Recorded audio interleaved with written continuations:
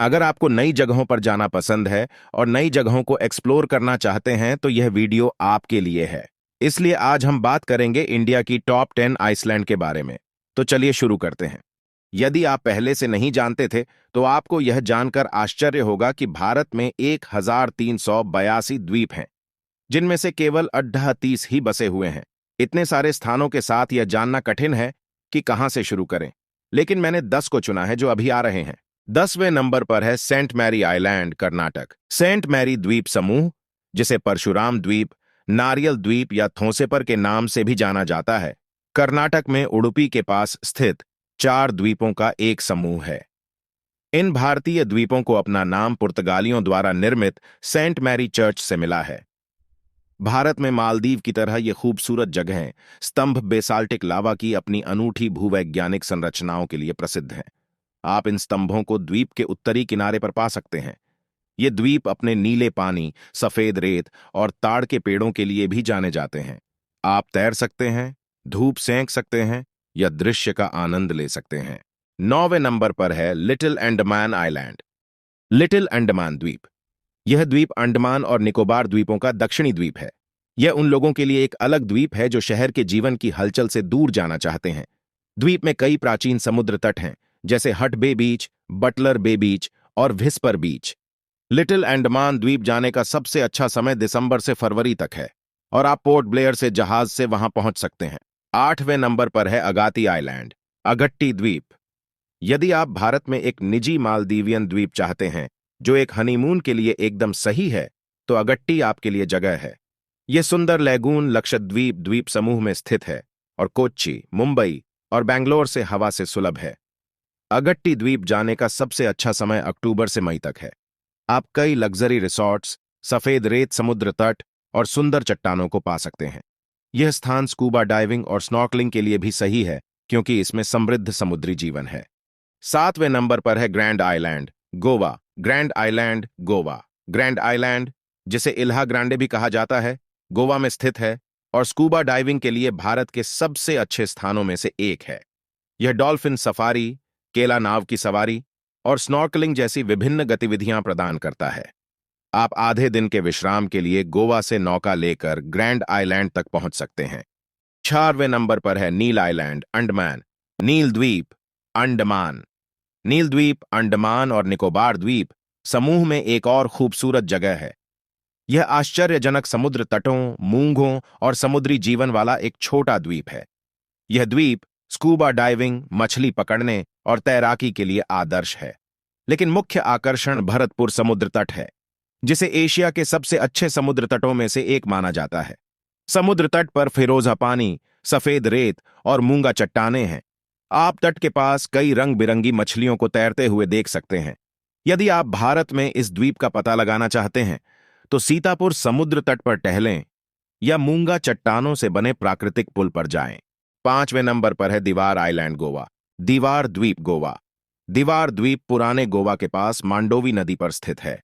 यह द्वीप अपने शांत वातावरण के साथ आराम करने के लिए भारत में मालदीव की तरह एक आदर्श स्थान है। आप यहां कई पुराने पुर्तगाली घर और चर्च देख सकते हैं। यह भारतीय द्वीप विभिन्न पक्षियों जैसे बगुले, किंगफिशर और जलकाक का भी घर है। आप जंगल में घूम सकते हैं या द्वीप के चारों ओर साइकिल चला सकते हैं। व्हाइट नेप्ड वुडपेकर की तरह इसके छिपे हुए खजाने की खोज कर सकते हैं। या आप कई समुद्र तटों में से किसी एक पर आराम कर सकते हैं, जैसे कि चोराव समुद्र तट। दीवार द्वीप उन लोगों के लिए बिल्कुल सही है जो हरियाली, शांति और प्रकृति से प्यार करते हैं। 4थे नंबर पर है दीव आइलैंड, गुजरात। दीव द्वीप, गुजरात। यदि आप एक शांत और आरामदायक छुट्टी का अनुभव करना चाहते हैं, तो दीव द्वीप एक आदर्श स्थान है। यह दमन के पास गुजरात के दक्षिणी तट पर स्थित है और मालदीव में एक समुद्र तट रिजॉर्ट जैसा दिखता है। यह स्थान अपनी पुर्तगाली विरासत के लिए जाना जाता है, जैसा कि इसकी वास्तुकला में देखा जा सकता है। तो आप इतिहास में गहराई से जा सकते हैं और औपनिवेशिक अतीत के बारे में जान सकते हैं। इस द्वीप में एक किला, संग्रहालय और चर्च भी हैं जिन्हें आप देख सकते हैं। लेकिन मुख्य आकर्षण निस्संदेह अपनी सफेद रेत और फिरोजा पानी वाला नागोआ समुद्र तट है।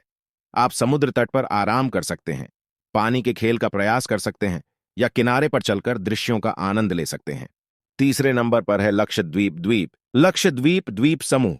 लक्षद्वीप द्वीप समूह एशिया में मालदीव की तरह सबसे अच्छे स्थानों में से एक है। वे नीले समुद्र से घिरे 36 द्वीपों का घर हैं, जो हमेशा के लिए चलते प्रतीत होते हैं। भारत में मालदीव जैसे ये एशियाई द्वीप केरल तट पर स्थित हैं, जो ढेर सारी जल गतिविधियां प्रदान करते हैं। द्वीपों में डॉल्फिन, कछुए और रंगीन मछलियों जैसे विविध समुद्री जीवन के साथ एक अद्वितीय पारिस्थितिकी तंत्र है। आप यहां मूंगा चट्टानें और रेतीले समुद्र तट देख सकते हैं। यहां घूमने का सबसे अच्छा समय दिसंबर से मार्च तक है, लेकिन अगर आप भीड़ से बचना चाहते हैं तो मई या जून में जाएं।